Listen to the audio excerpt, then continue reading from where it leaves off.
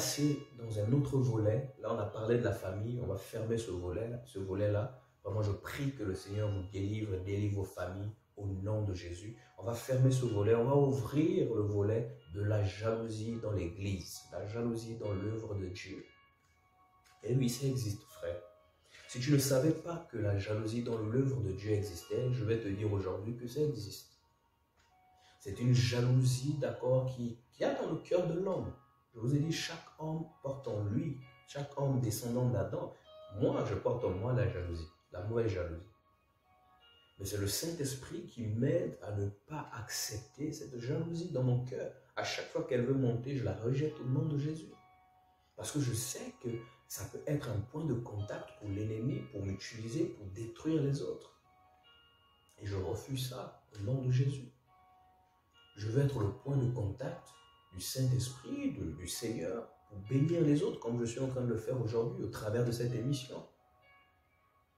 Écoutons ce que la parole dit. Nous sommes dans Actes chapitre 5. D'accord?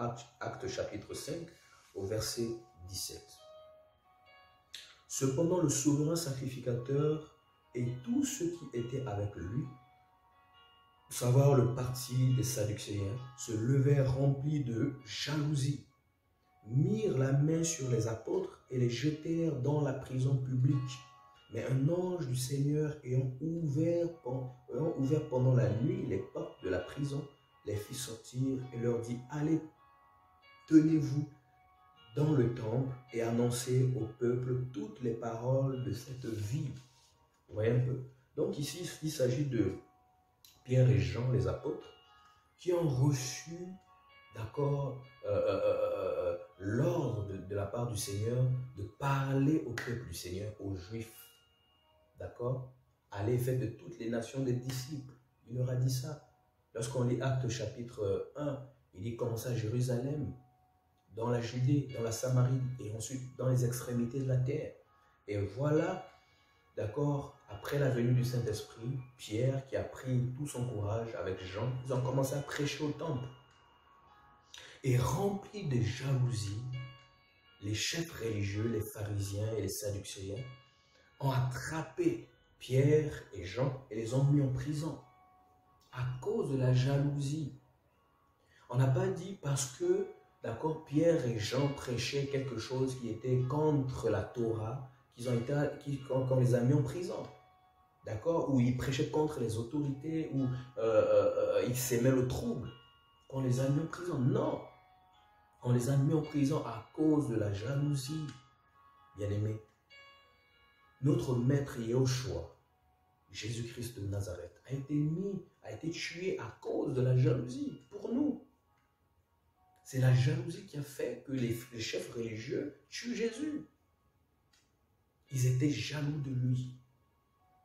Le maître, malgré tout ce que le maître a fait, le maître leur a dit la vérité aux pharisiens, à ces chefs religieux. Ils voyaient dans leur cœur le meurtre. Il dit, vous voulez me tuer. Ils ont commencé à lui dire, mais tu es un démon, tout ça, comment est-ce qu'on veut te tuer, machin, etc. Tu es un démon en toi. Et pourtant, c'était la vérité parce qu'ils voyaient le fond de leur cœur. Et c'est ce qui se passe dans les assemblées, frères. Peut-être que tu es sujet à ça, à cette jalousie dans l'assemblée dans laquelle tu es. Parce que le Seigneur, dans chaque homme, il a mis une grâce. À cause de la grâce que tu portes, à cause de l'appel qui demeure sur ta vie, frère, tu vas voir les chefs religieux. Quand on parle de chefs religieux, on peut parler, voilà, des anciens, on peut parler des dirigeants d'église. Des dirigeants d'église qui vont commencer à te haïr. Pour rien, tu ne vas rien, tu ne comprends pas. Ah, mais pourquoi l'ancien là, il me hait comme ça? Pourquoi la sœur là, elle me hait comme ça? Pourquoi la chantre là, elle me hait comme ça? Entre chantres, ça arrive aussi. Là. Ne chante pas avec mon thème vocal. Pourquoi tu utilises mon thème vocal? Tu ne dois pas utiliser mon thème vocal. Les trucs, les jalousies comme ça. Pourquoi tu prends ma voix? Pourquoi? Etc. Pourquoi le pianiste là joue mieux que moi? Les trucs comme ça, le batteur là joue. Donc les trucs comme ça, c'est la chair. Ça se passe, beaucoup de choses comme ça se passent comme ça dans les assemblées et ça apporte la division. Or, dans les assemblées, on parle de la communion fraternelle. Qui parle de la communion fraternelle parle de l'unité de l'esprit d'abord, et ensuite l'unité de manière physique. Parle de la paix, parle de l'amour, parle de la joie, parle, d'accord, du fait qu'on a tout en commun. Mais malheureusement, d'accord, l'ennemi a toujours ce point de contact, même dans les assemblées, frère. Tu vas avoir un ancien qui va te jalouser, un groupe, voilà, de responsables qui vont te jalouser parce que tu as une grâce dans ta vie. On va te prêter des intentions, on va te prêter des choses même que tu n'as pas dans ton cœur. Oh, tu veux être ancien, oh, tu veux être ceci, parce qu'il y a une grâce qui demeure sur toi. Et comme il y a la grâce qui demeure sur toi, ils le voient et ils ne peuvent, cette grâce les gêne. Parce qu'ils veulent être les seuls à être vus, ils veulent être les seuls à être connus, ils veulent être les seuls, d'accord, qu'on appelle anciens. Ils veulent être les seuls qu'on voit. Or, le Seigneur a besoin de tout le monde pour faire son œuvre. L'œuvre, la Bible dit que le champ est vaste et il a besoin des ouvriers. Il y a peu d'ouvriers. Voilà un ouvrier qui vient de naître, d'accord, qu'on a formé, et ces personnes qui l'ont formé commencent à voir comment il commence à éclore. Et la jalousie commence à naître et on commence à l'étouffer, on commence à l'étouffer, on commence à le tuer, on commence à lui prêter des intentions. Frère, ce sont des choses qui blessent. Ce sont des choses qui blessent les frères, ce sont des choses qui blessent les sœurs. Arrêtons ces choses dans les assemblées. À cause de la jalousie, frère, il y a des frères et sœurs qui tuent leurs propres frères. Et regardez l'histoire de Jérémie. La Bible dit, tuons-le avec la langue, la langue. Dans les assemblées, on tue les frères avec la langue, on tue les sœurs avec la langue, le kongosa, le léguédé, la ferrage. On tue les frères avec la langue, on détruit les autres avec la langue. Vous allez voir un groupe d'anciens qui vont se mettre dans un coin pour commencer, d'accord, à méditer sur la vie d'un frère, un jeune, ou un aîné, ou quelqu'un, ou une sœur. Ah, le frère est comme ça, machin, ah, il est rebelle, elle est rebelle, ceci, machin, etc. La jalousie, frère. Vous allez voir des frères qui vont murmurer, qui vont siéger, qui vont faire des... Il y aura des attitudes qui vont vous montrer qu'il y a des frères et sœurs qui vous jalousent. Dans l'église, frère. Non, frère, tu ne prêches pas. Non, frère, tu dois t'asseoir. Non, frère, tu dois faire ceci. Non, frère, tu dois machin. La jalousie, parce qu'ils savent qu'ils n'ont pas la grâce que tu as. Non, frère, assieds-toi un peu, tu es trop devant, frère. Tu es ceci, frère, non. Calme-toi un peu, frère, tu es trop dans les missions, dans le monde entier. Calme-toi un peu. La jalousie. La Bible dit qu'on n'a plus le temps. Le Seigneur est en train d'arriver. Le frère va se calmer comment? La sœur va se calmer comment? Il faut qu'elle prêche. Il faut que les hommes entendent l'évangile. Si ce n'est pas avec les mauvaises motivations qu'elle le fait, il faudrait que les gens entendent l'évangile. Il faudrait que les gens soient délivrés. Le Seigneur n'est pas mort en vain. Il y a mieux à faire dehors. Pourquoi se jalouser dans l'église? Si l'œuvre ne progresse pas, si l'œuvre ne prospère pas, c'est à cause de la jalousie dans l'œuvre. On n'est plus unis, les assemblées ne sont plus unies. C'est terrible ce qui se passe, frère. Prenons un autre passage. Actes chapitre 13. C'est incroyable. La jalousie, frère. Partagez ce message, frère, massivement. Et dans Actes chapitre 13, à partir du verset 45, voilà, à partir du verset 45 à 52, la Bible dit ceci. Le sabbat suivant, presque toute la ville se rassembla pour entendre la parole de Dieu. Les Juifs, voyant la foule, furent remplis de jalousie. Les Juifs, voyant la foule, furent remplis de jalousie, frère. Quand tu vas commencer, quelqu'un qui a l'appel sur lui, lorsqu'il va commencer à prêcher l'évangile, il y aura un rassemblement terrible que le Seigneur va faire parce qu'il veut que beaucoup de gens soient touchés. Et comme ces aînés, comme ces anciens n'ont pas cette grâce que le Seigneur attire du monde vers eux, d'accord, pour entendre l'évangile, ils vont commencer à avoir de la jalousie vis-à-vis de toi. Lisons encore. Il s'opposait à ce que disait Paul en le contredisant et en l'injuriant. Vous voyez? Ils vont s'opposer à ce que tu vas faire, ce que le Seigneur va te mettre à cœur. Ils vont s'opposer à cela. D'accord? Ils vont contredire tout ce que tu vas dire. D'accord? Ils vont, pour certains, vont même t'injurier. Moi, je t'ai injurié un jour. Hein. Même pas un jour, j'ai été injurié dans l'œuvre par un ancien jour qui m'avait dit, tu es fou, mon petit, tu es fou. Ça ne va pas dans ta tête. Pourquoi? Parce que à cette époque, malgré le fait que j'étais nouvellement converti, mais je croyais que le Seigneur pouvait faire vivre un homme par la foi.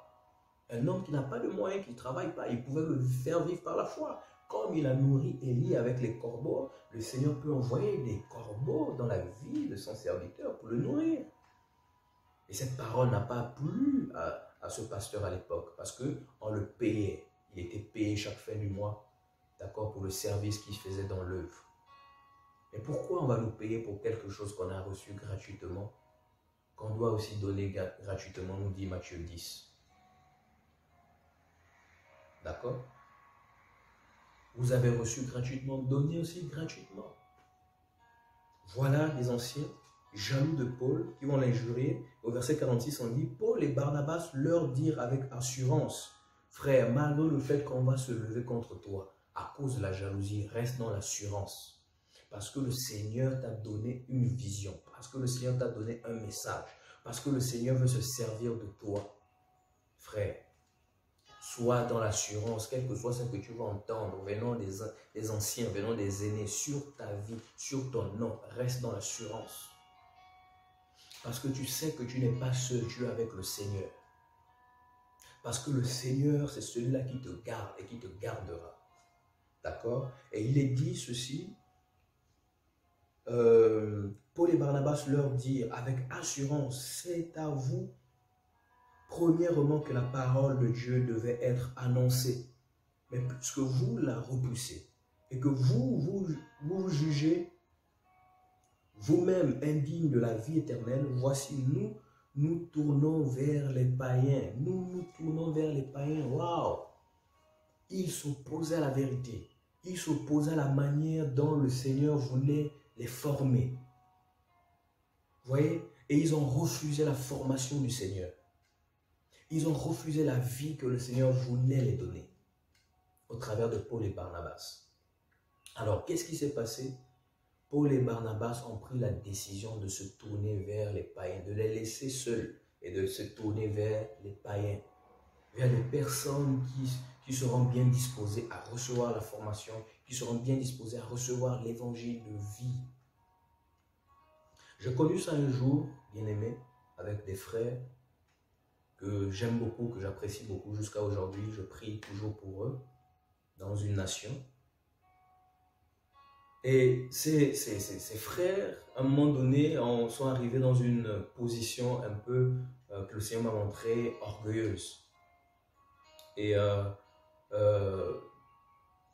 cette façon de faire a fait en sorte que le Seigneur mette dans mon cœur le fait que je décide de ne plus repartir là-bas. Tout comme Paul et Barnabas.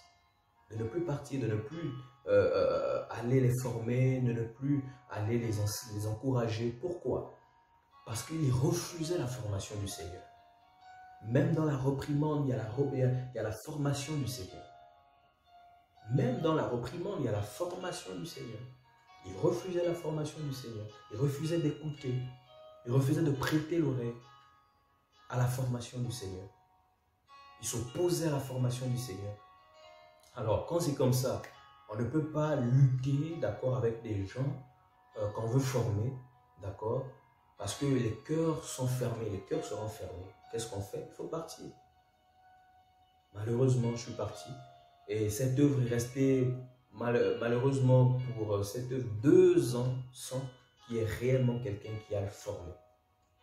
Et je bénis le Seigneur parce que j'ai prié longtemps pour que le Seigneur aussi envoie quelqu'un. Et tout récemment, il y a eu un missionnaire qui est parti. Et ça les a fait du bien. Et je bénis le Seigneur pour cela. Je bénis cette œuvre. Je prie que cette œuvre prospère et progresse dans le nom de Jésus. Donc, ce sont des choses qui peuvent arriver dans les assemblées, frères. Regardez la suite. car ainsi nous l'a ordonné le Seigneur. Donc ils n'ont pas fait d'eux-mêmes. Je t'ai établi pour être la lumière des nations, pour porter le salut jusqu'aux extrémités de la terre. Donc lorsque on lit dans Acte 13, au début, d'accord, là on lit, pendant qu'ils étaient en train de prier, mettez-moi à part Paul et Barnabas pour l'œuvre à laquelle je les ai appelés. C'est ça que le Seigneur était en train de dire. Je vous ai établi, j'ai ordonné le Seigneur, je t'ai établi pour être la lumière des nations, pour porter le salut jusqu'aux extrémités de la terre. Les païens se réjouissaient en entendant cela, ils glorifiaient la parole du Seigneur et tous ceux qui étaient destinés à la vie éternelle crurent. C'est-à-dire que même malgré, d'accord, ce qui se passe dans les œuvres, il y a forcément les gens qui vont croire, qui sont du Seigneur, qui vont croire en ce que le Seigneur t'a mis à cœur, en ce que le Seigneur t'a envoyé de faire dans leur milieu. Vous voyez? Et il est dit par la suite, la parole de l'Éternel se répandait dans tout le pays, mais les Juifs excitèrent les femmes dévotes de distinction et les principaux de la ville, voilà, ils provoquèrent une persécution contre Paul et Barnabas et ils les chassèrent de leur territoire. Paul et Barnabas secouèrent contre eux la poussière de leurs pieds et allèrent à Icône, tandis que les disciples étaient remplis de joie et du Saint-Esprit. Vous voyez un peu? Donc ça arrive dans les assemblées. À cause de la jalousie, on va vous exclure des assemblées. À cause de la jalousie, on ne va plus vous adresser la parole. J'ai été traité à une époque, j'étais nouvellement converti, de sorcier. Parce que j'avais décidé de quitter l'œuvre, voilà, dans lequel le pasteur en question qui m'avait traité de fou, voilà, et qui campait les sous, etc., n'était pas d'accord du message que j'avais résolu dans mon cœur de suivre. J'ai subi des choses terribles. Des gens qui m'ont vu grandir, que je voyais en route, me passaient, ne me saluaient plus. Se moquaient de moi, m'insultaient, je pleurais amèrement. Même ma propre famille, ma propre mère m'a persécuté, m'a frappé à la porte pour dire, mais ça c'est quel Dieu que tu suis, tu vas provoquer les pasteurs, etc. C'était difficile. Et bien aimé, quelques années après, d'accord, quelques années après, je suis parti de cette œuvre, en tout cas dans les années 2000. Quelques années après, en 2013, lorsque j'étais étudiant dans un pays, je suis rentré en vacances et j'ai croisé la fille de l'un des pasteurs de cette assemblée. Elle m'a dit, tu sais, le pasteur qui te persécutait, voilà, cherchait à violer des sœurs dans l'œuvre. Et le Seigneur l'a exposé, on l'a chassé de l'œuvre. Vous voyez un peu ce que le Seigneur fait? Frères, restons tranquilles, restons dans la paix. Tant que nous n'avons rien dans nos cœurs, tant que nous n'avons pas de jalousie, nous n'avons pas d'aversion contre qui que ce soit, que nos cœurs soient en paix, soient dans la pureté, d'accord? Le Seigneur va nous préserver des dires des hommes. Prenons un autre passage. On parle de la jalousie dans l'œuvre de Dieu, la jalousie dans l'Église. Acte 17. Verset 5, dit ceci, « Mais les Juifs jaloux prirent avec eux quelques méchants hommes de la population, provoquèrent des attroupements et répandirent l'agitation dans la ville. Ils se rendirent à la maison de Jason et ils cherchèrent Paul et Silas pour les emmener vers le peuple. Ne les ayant pas trouvés, ils traînèrent Jason et quelques frères devant les magistrats devant les magistrats de la ville, en criant, « Ces gens qui ont bouleversé le monde sont aussi venus ici, et Jason les a reçus. » Donc même vous qui allez nous recevoir, qui allez recevoir les personnes que le Seigneur a envoyées pour la ville, pour la nation, pour vos vies, à cause des personnes jalouses, des dirigeants jaloux, d'accord, dans diverses assemblées. Qu'est-ce qui va se passer? Ils vont vous traîner devant les tribunaux, ils vont vous accuser injustement. Et même les personnes qui vous ont accueillis, d'accord, vont être mal vues. Si par exemple dans une assemblée, les anciens se lèvent et disent par exemple, tel frère ou telle sœur vous ne devez plus travailler avec lui, etc., etc. Peut-être que ce n'est pas justifié. Si c'est justifié, ok, ne travaillons pas avec lui parce qu'il était dans le péché, etc. Mais si ce n'est pas justifié, frère, et qu'on suit ça, un, on est idolâtre, deux, et on est dans une prison parce qu'on ne peut pas s'exprimer. On ne peut pas dire non, on ne peut pas le faire parce que tel frère, il n'y a rien qui prouve qu'il est dans le péché. Il n'y a rien qui prouve qu'il ne fait pas ça, qu'il vit comme ça, qu'il est hors de la volonté du Seigneur. Donc ça fait que même les personnes qui vont les inviter, d'accord, on va les mettre ensemble pour dire que non, ils sont ensemble, ils sont dans la rébellion, ils sont comme ça, d'accord, ils seront persécutés. Et il y a même d'autres dans d'autres assemblées, d'accord, on va les traîner dans les tribunaux. Moi je me souviens ma première mission en province au Gabon en 2010, ma toute première mission en 2010. J'allais dans une province, Anjolé, pour ceux qui connaissent cette province. Nous sommes allés prêcher l'évangile avec des frères et tout. Et nous sommes allés rendre visite dans une assemblée que nous ne connaissions pas. C'était un pasteur nigérien qui prêchait. Et il demandait aux fidèles d'acheter des sacs de ciment pour construire sa maison. Ça nous a choqués, tellement choqués, que le lendemain, le lundi, nous sommes allés le voir dans sa demeure. On a parlé avec lui tout humblement. On a présenté la parole pour dire que, et pourtant vous avez parlé du ciel, vous avez parlé du retour du Seigneur. Mais comment est-ce possible que vous parlez aux fidèles d'acheter des sacs de ciment pour construire votre maison? Paul n'a jamais dit ces choses. On a essayé de le raisonner et le conseiller en tant qu'aîné. Mais il n'a pas apprécié ça. Il nous a chassés. Il a crié dans le quartier. Sa femme a crié. La population est sortie. Vous voyez les petites régions là. La population est sortie et a commencé à nous attraper. C'était ma toute première mission. À cause de la jalousie. À cause de la vérité. Vous voyez un peu, on peut subir beaucoup de choses à cause de la vérité. Et on cherchait Paul et Silas pour les emmener devant les tribunaux. Et on va fouetter Jason. On va frapper Jason. À cause du fait qu'il a accueilli des personnes qui ont bouleversé le monde. Vous voyez, dans les assemblées, d'accord, il y a ce cœur, la jalousie. La jalousie. Entre frères et sœurs, la jalousie, frère. Ça existe. Prenons un autre passage. Nous sommes dans le livre de 1 Corinthiens. Voilà. 1 Corinthiens chapitre 3. À partir du verset 1, la Bible dit ceci. Pour moi, frères, ce n'est pas comme à des hommes spirituels que j'ai pu vous parler, mais comme à des hommes charnels, comme à des enfants en Christ. Je vous ai donné du lait, non de la nourriture solide, car vous ne pouviez pas la supporter. Et vous ne le pouvez pas même à présent, parce que vous êtes encore charnel. En effet, puisqu'il y a parmi vous de la jalousie et des disputes, n'êtes-vous pas charnel et ne marchez-vous pas selon l'homme? Est-ce que vous voyez? Paul ici est en train de parler aux Corinthiens que je suis arrivé et j'ai vu au milieu de vous, il y a la jalousie.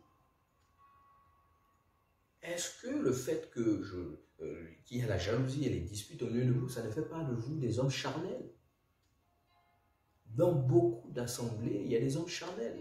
Il y a des jalousies, des disputes, il y a des tensions.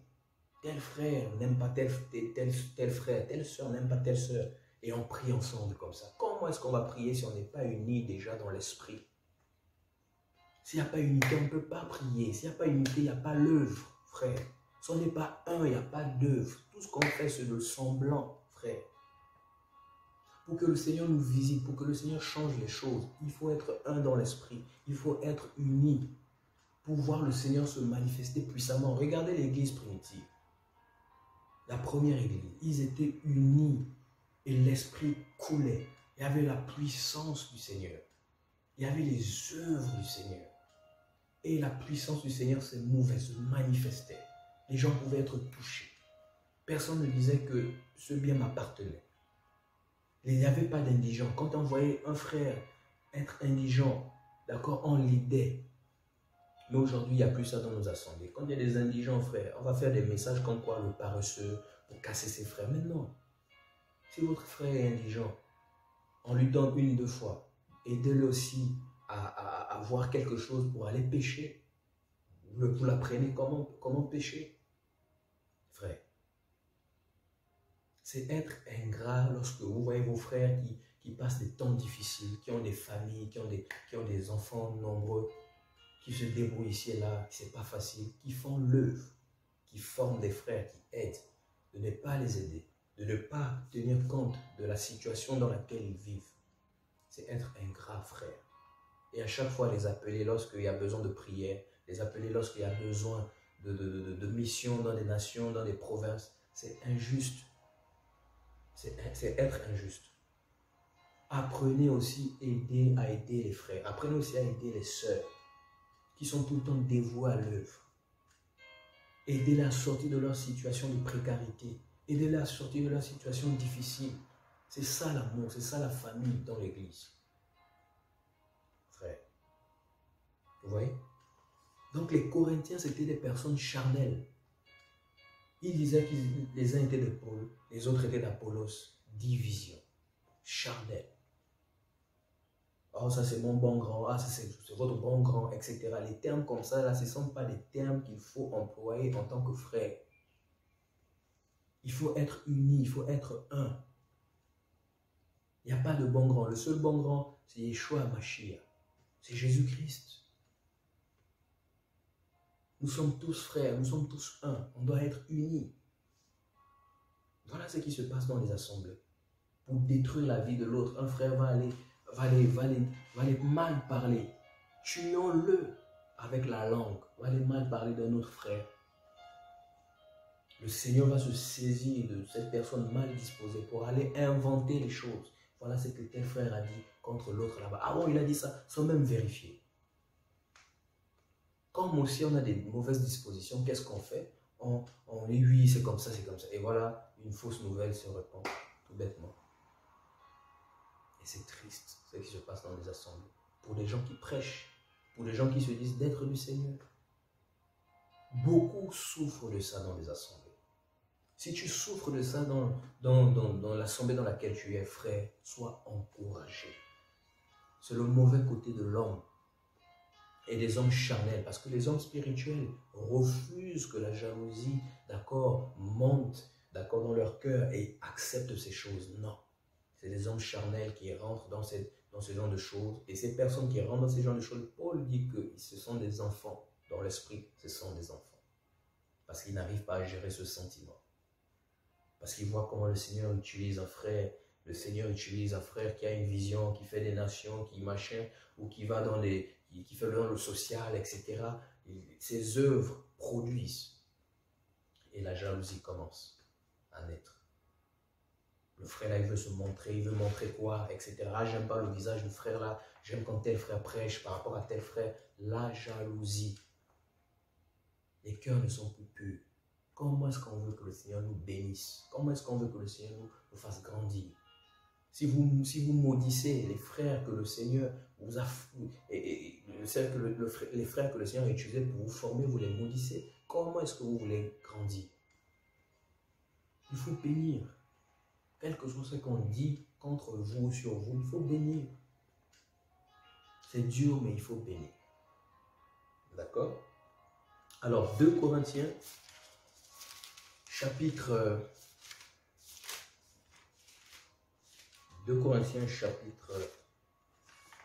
12. 2 Corinthiens chapitre 12. On va lire à partir du verset 20. La Bible dit ceci. Car je crains de ne pas vous trouver à mon arrivée tel que je voudrais. Voilà. Et d'être moi-même trouvé par vous tel que vous ne voudriez pas. Je crains de trouver des querelles, de la jalousie, des animosités, des rivalités, des médisances, des calomnies, de l'orgueil, des troubles. Je crains qu'à mon arrivée, mon Dieu ne m'humilie de nouveau à votre sujet et que je n'ai à pleurer sur plusieurs de ceux qui ont péché précédemment et qui ne se sont pas repentis de l'impureté, de la débauche et des dérèglements auxquels ils se sont livrés. Donc vous voyez, la jalousie existe dans les assemblées, dans l'œuvre, mais ce n'est pas la volonté du Seigneur. C'est non seulement la volonté de l'homme, mais derrière ça aussi, il y a l'ennemi qui veut briser l'œuvre, qui veut détruire l'œuvre. Frère, pour qu'une œuvre évolue, un conseil, ne soyons jaloux de personne. Si tu vois ton frère avec une tierce grâce, un tel appel, un appel majeur ou un appel mineur, quel que soit l'appel, bénis l'œuvre que le Seigneur fait dans sa vie, parce que c'est une œuvre qui bénit le corps. Tout le monde sera béni, même toi tu seras béni par cette grâce. Toi, demande au Seigneur ce qu'il t'a donné pour que toi aussi tu bénisses les autres et pour que ce frère en retour te bénisse. Moi, je rends grâce au Seigneur parce que c'est quelque chose qu'il a mis dans mon cœur. Voilà, la paix, le fait de toujours bénir les autres. J'ai toujours béni les autres. Mon épouse est là témoin, elle sait que je n'ai jamais eu dans mon cœur de la jalousie vis-à-vis de qui que ce soit. J'ai toujours béni, j'ai toujours souhaité le bien aux autres. Et même lorsqu'il y en a qui m'appellent, ah, je souhaite faire ça, ah, j'ai déjà fait ça, je prévois faire ça, je bénis toujours. Parce que je sais qu'en bénissant, je serai en retour béni. Qu'en élevant les autres, je serai en retour élevé. C'est un principe biblique. Si toi, tu maudis, tu seras aussi en retour maudit. Les gens vont te critiquer, les gens vont dire beaucoup de choses sur toi. Mais en retour, il faut bénir. Même si on dit le mal sur toi, il faut bénir. Alors, Jacques 4.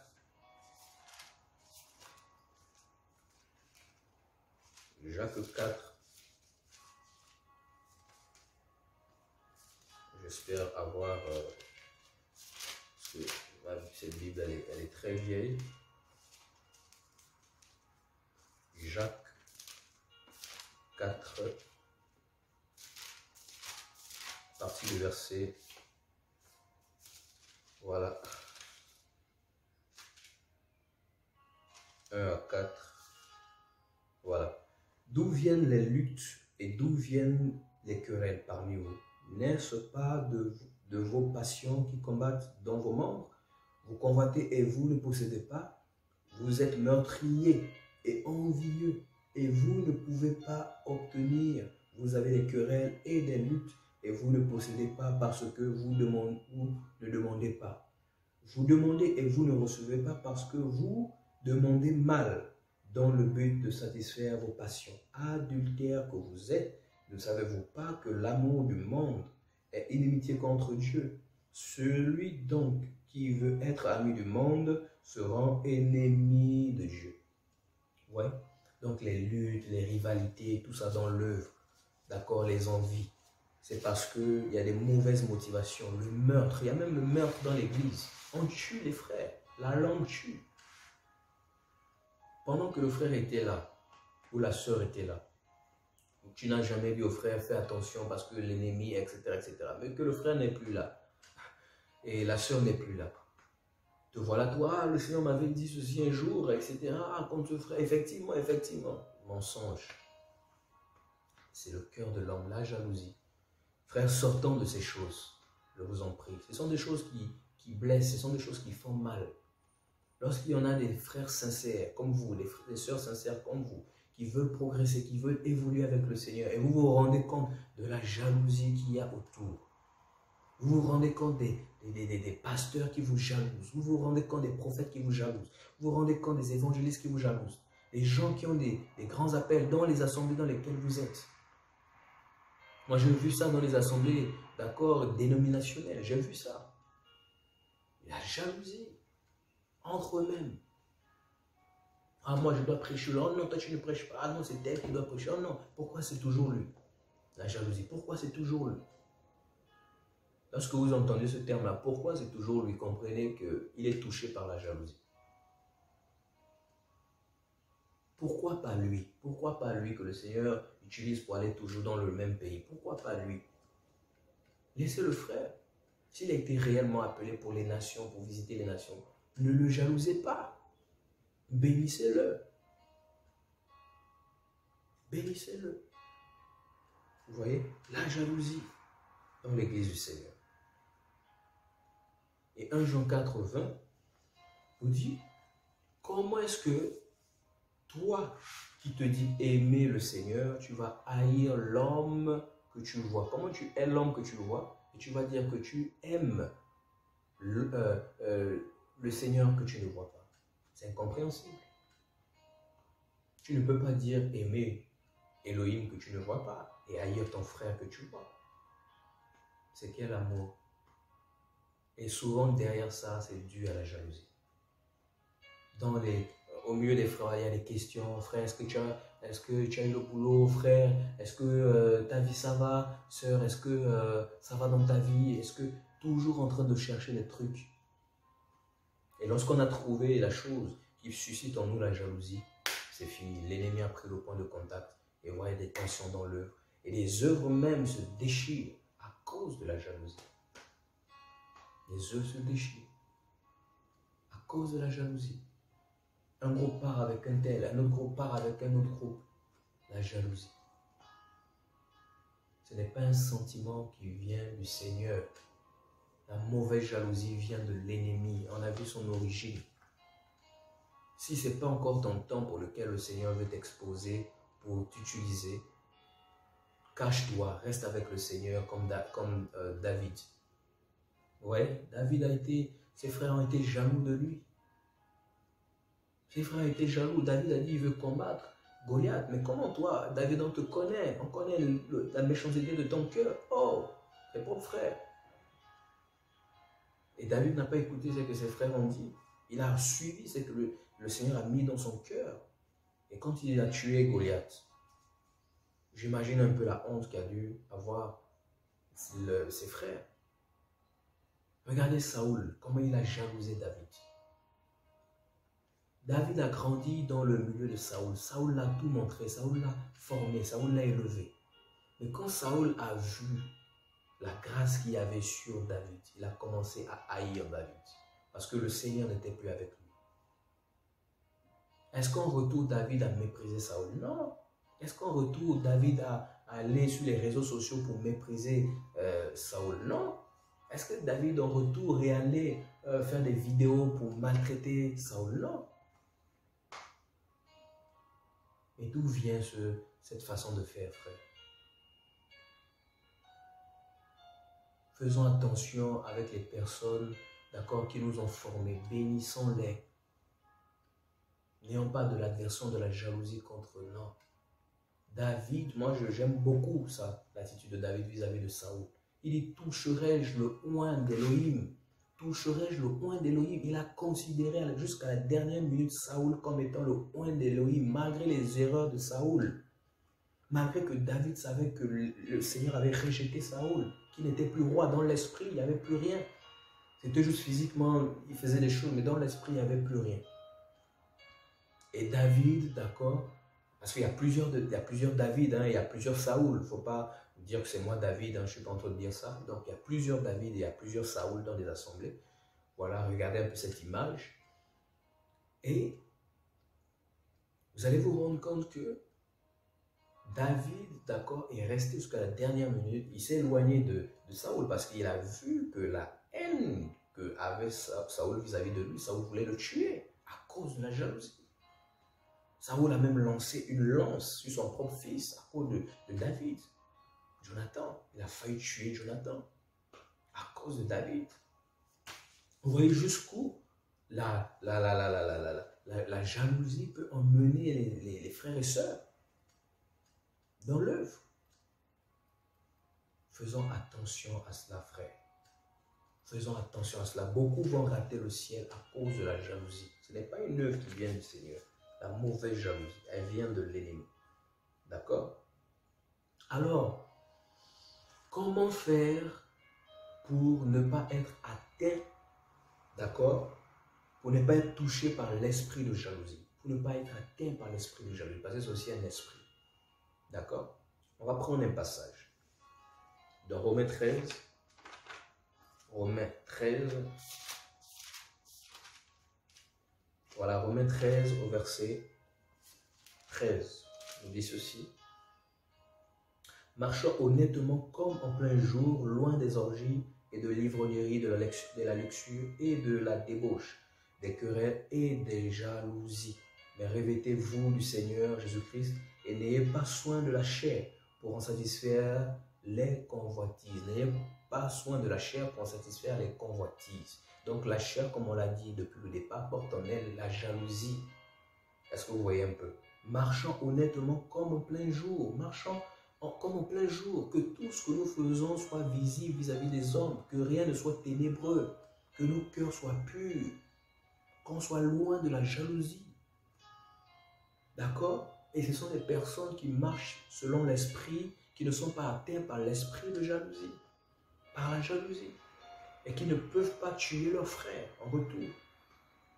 Vous allez voir que c'est les religieux, d'accord, vers qui le Seigneur, vers qui Satan passe et trouve le point de contact pour tuer les personnes qui sont dans l'esprit, comme Jésus, comme Paul, comme Pierre, comme toi, comme moi, comme qui que ce soit qui est dans l'esprit que le Seigneur est en train d'envoyer, d'accord, malgré les faibles commencements. Nous sommes plusieurs dans le monde entier. Voilà, nous sommes dans les temps de la fin et nous devons prêcher l'évangile. Et ce message par rapport à la jalousie, c'est pour que les gens soient délivrés et ouvrent les yeux par rapport au combat spirituel, ouvrent les yeux par rapport à l'état des cœurs des uns et des autres et savoir comment se positionner vis-à-vis de ces attitudes-là, de ces personnes qui manifestent ces attitudes. D'accord? 2 Corinthiens 13.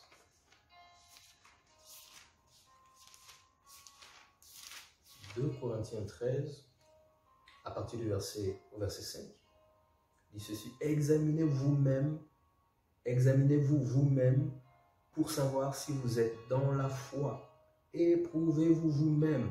Ne reconnaissez-vous pas que Jésus-Christ est en vous, à moins peut-être que vous ne soyez désapprouvés. Donc, examinons-nous nous-mêmes pour voir s'il n'y a pas en nous la jalousie. Comment faire pour en sortir? On doit s'examiner. Est-ce que je ne suis pas touché par un esprit de jalousie vis-à-vis de mon frère? Pourquoi à chaque fois que je vois le frère là, je me sens mal, j'ai la colère, j'ai la haine? Pourquoi à chaque fois que je vois la sœur là, j'ai la colère, j'ai la haine? Est-ce qu'il n'y a pas la jalousie? Est-ce que je ne suis pas touché par l'ennemi? Je ne veux pas être le point de contact de l'ennemi vis-à-vis de mon frère, vis-à-vis de ma sœur.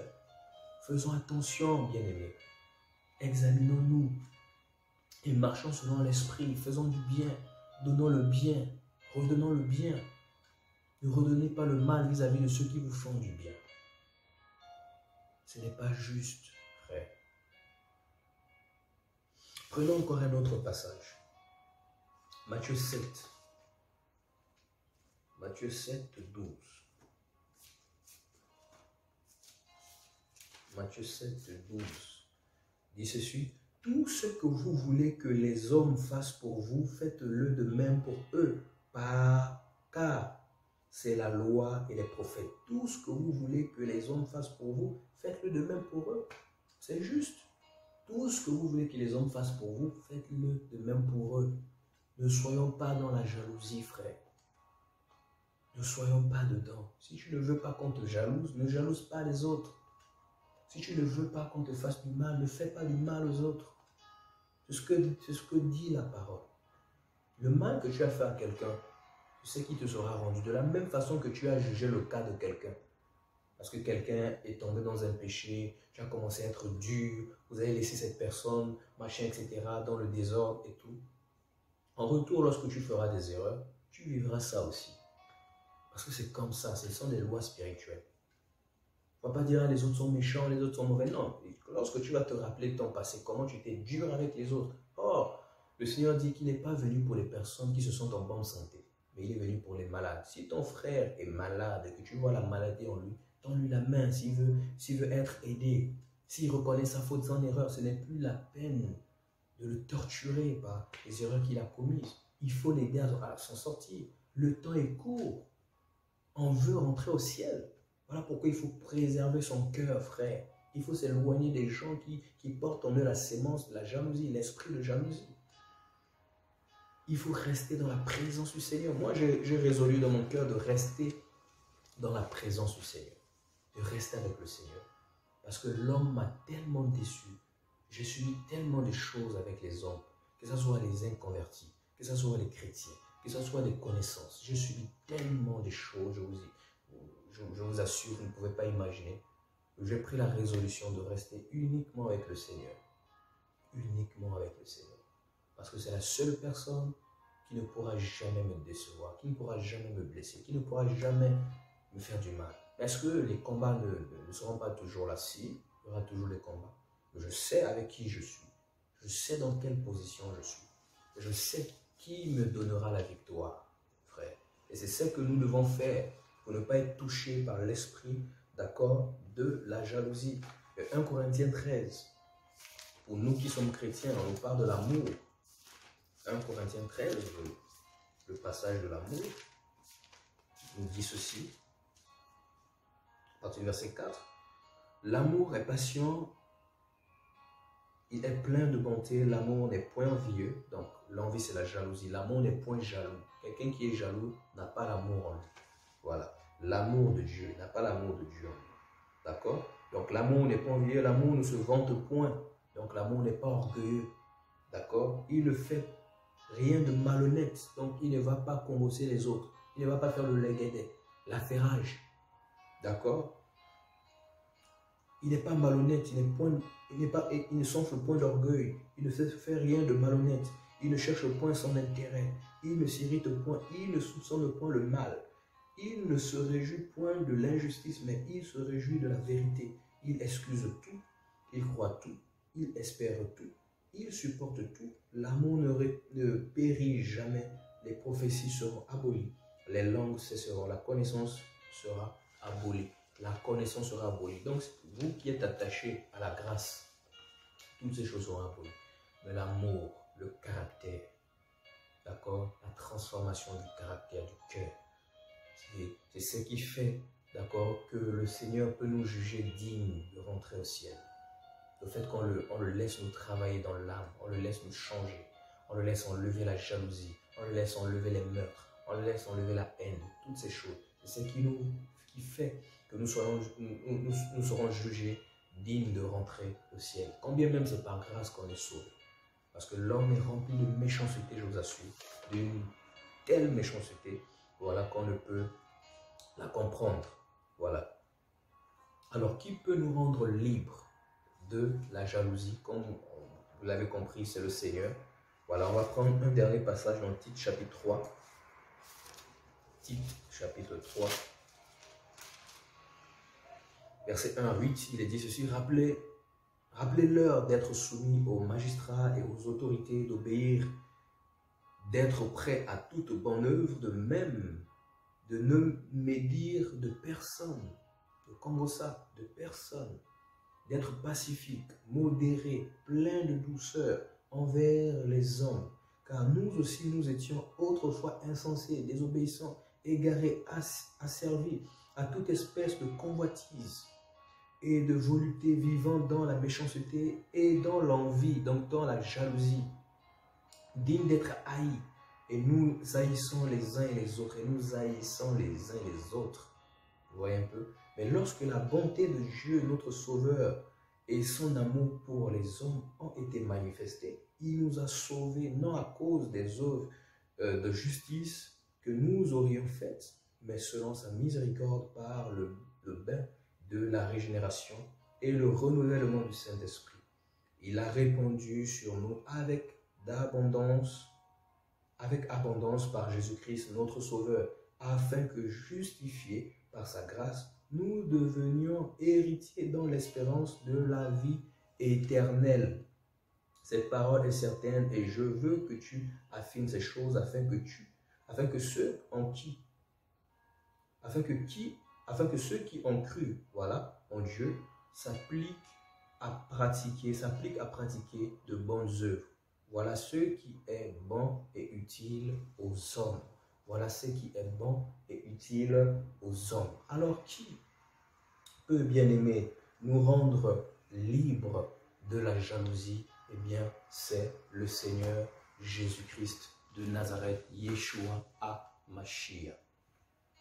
Frères, le Seigneur nous a fait grâce d'écouter ce merveilleux message qui concerne la jalousie. Vous allez vous rendre compte qu'il y a des gens même que vous ne connaissez pas, du bout en blanc comme ça là, on vous jalouse gratuitement. On veut vous faire du mal gratuitement. Ils veulent faire la compétition avec vous. On ne sait pourquoi. c'est le fond de l'homme. C'est la méchanceté de l'homme. Et malheureusement, si vous fouillez bien derrière ça, l'ennemi a déjà pris le point de contact pour vouloir vous faire du mal. Nous avons compris que nous devons faire très attention aux personnes qui portent en elles la jalousie, où l'ennemi a déjà fait son point de contact. Prions pour les assemblées, prions pour les frères et sœurs qui sont touchés par ces choses, prions pour nos familles, et nous-mêmes aussi faisons attention parce qu'en nous, il y a cette mauvaise jalousie, parce que le péché est en nous. À cause du Saint-Esprit, d'accord, il nous aide à nous maintenir, à nous discipliner pour que cette œuvre maléfique ne nous surpasse pas, ne nous dépasse pas pour faire du mal aux autres. Et nous avons compris que pour ne pas, d'accord, vivre dans la jalousie, ne faisons pas aux autres, c'est que nous ne voulons pas que les autres nous fassent. Voilà, et vérifions dans nos cœurs chaque jour, examinons-nous si, voilà, on ressent quelque chose d'inhabituel en nous par rapport à un frère, par rapport à une soeur, par rapport à je veux dire quoi, quelqu'un que le Seigneur a appelé, un homme de Dieu en griffe. Voilà, faisons attention, prions les uns pour les autres. Alors je vais prier au nom de Jésus pour que le Seigneur nous fasse grâce de l'esprit de la jalousie, que le Seigneur nous délivre, que le Seigneur délivre nos familles, que le Seigneur délivre les frères et sœurs dans les assemblées qui vivent ces choses, et que le Seigneur nous garde de la jalousie afin que l'ennemi ne vienne pas nous faire du mal. Parce qu'on a compris que c'est un point de contact par lequel l'ennemi passe pour faire du mal aux enfants du Seigneur. Père, merci au nom de Jésus pour ta grâce, pour ta parole. Nous te rendons la gloire, je te rends toute la gloire, parce que tu es Elohim, tu es l'Elohim de ma vie, tu es, Seigneur, l'Adonai de ma vie. Et je te bénis, Seigneur mon roi, pour ce message, pour cette parole. Et je prie dans le nom de Jésus que tu me gardes, que tu gardes mes frères, Père, de l'esprit de la jalousie, qui a touché, Seigneur mon roi, certains membres de nos familles, qui a touché les connaissances, Père, même des gens que nous ne connaissons pas, qui, Seigneur mon roi, sont jaloux de nous, sont jalouses de nous, Père, mon roi. Seigneur, même des dirigeants d'assemblée sont touchés par l'esprit de jalousie. Père, souviens-toi de ces assemblées, souviens-toi de ces frères et sœurs, souviens-toi de nos familles, souviens-toi de ces personnes, même que nous ne connaissons pas, qui nous jalousent gratuitement. Père, garde-nous au nom de Jésus-Christ de Nazareth, de l'esprit de jalousie qui a pu toucher notre famille. À cause de la jalousie, les familles sont divisées. Restaure les familles. Apporte l'unité à nouveau dans l'église aussi. Seigneur, afin que la paix, Seigneur, soit partagée et que la vie soit communiquée. Dans le nom puissant de Jésus-Christ de Nazareth, Seigneur. Merci pour ta grâce, Seigneur. Nous avons prié, Adonai. Et pour toutes ces personnes qui sont victimes de la jalousie de façon spirituelle, qui sont tenues en captivité, je te prie de les révéler ces choses et de les libérer, Seigneur mon roi, afin qu'ils rentrent, Seigneur, dans les promesses, dans la délivrance que nous avons reçue depuis l'éternité passée, Père. Dans le nom de Jésus-Christ de Nazareth, nous avons prié, Adonai, mon roi. Alléluia, alléluia, alléluia. Amen, amen, amen. Loué soit l'Éternel, Père. Au nom de Jésus, nous avons prié, Père. Amen. Alors, bien-aimés, on va se dire à la semaine prochaine par la grâce du Seigneur, ou encore même avant la semaine prochaine, si c'est la volonté du Seigneur, qui mette dans mon cœur un autre message. Nous allons le partager. Et vous allez voir qu'au fur et à mesure, le Seigneur me donnera des choses. Vraiment, je prie qu'il me donne des choses qui sont d'actualité, qui sont vraiment d'actualité, afin que le Seigneur nous délivre de ces choses et nous aide à nous préparer pour son retour. Car nous sommes la génération la plus proche de l'enlèvement de l'Église. Regardez les signes. Tous les signes sont au rouge. Tous les signes nous montrent que le Seigneur est en train de revenir. D'accord? Et le monde est prêt à enfanter l'homme impie. Soyons concentrés dans la présence du Seigneur. Ne sortons pas de la présence du Seigneur. Voilà, pour ne pas être touchés par l'ennemi. Au nom de Jésus, voilà, que le Seigneur soit béni. On va se dire au revoir. Amen.